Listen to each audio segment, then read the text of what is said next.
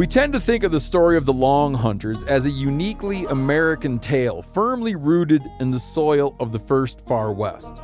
But to better understand these men's exploits and adventures, we need to step back and view them in the context of a much bigger picture, the global market economy that was developing at that time.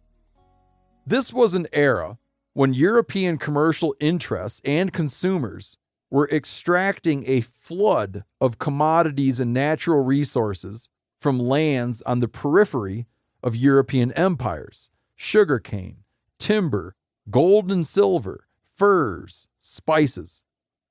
When explorers like Columbus, Cortez, and Coronado made their voyages in the 1500s, they'd set off a chain reaction on a scale that they could hardly have imagined.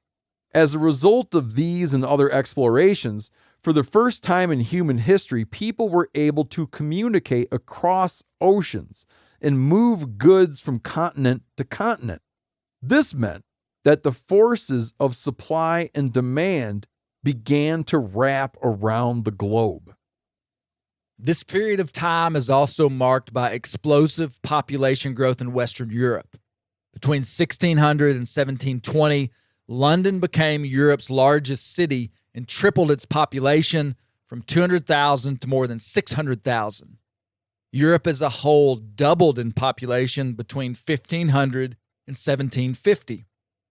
More human beings meant an expanding footprint of development and agriculture, and an expanding appetite for resources like timber, fish, coal, and fur bearers. The impact on wildlife and habitat was devastating. Western Europe was left with extinctions, deforestation, and a landscape made over almost in its entirety by the hands of man. In an increasingly interconnected world, conditions of scarcity brought about by this population surge would now exert pressure on the other side of the globe. If fur bearers were scarce in England, they could be found in the New World, what the environmental historian John F. Richards termed the world hunt was on. But of course, the world hunt was unregulated, and its effects were disastrous.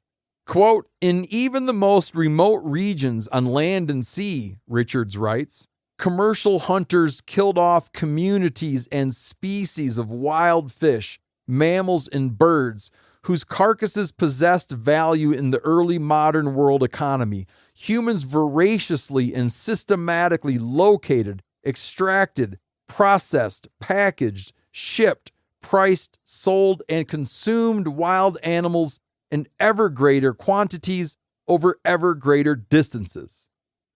The examples of this are legion, but you're certainly familiar with some of the more iconic ones. Animals like beavers, whales, Atlantic cod, and the American buffalo, harvested by the millions, were transformed into furs, oils, food, leather, and fertilizer.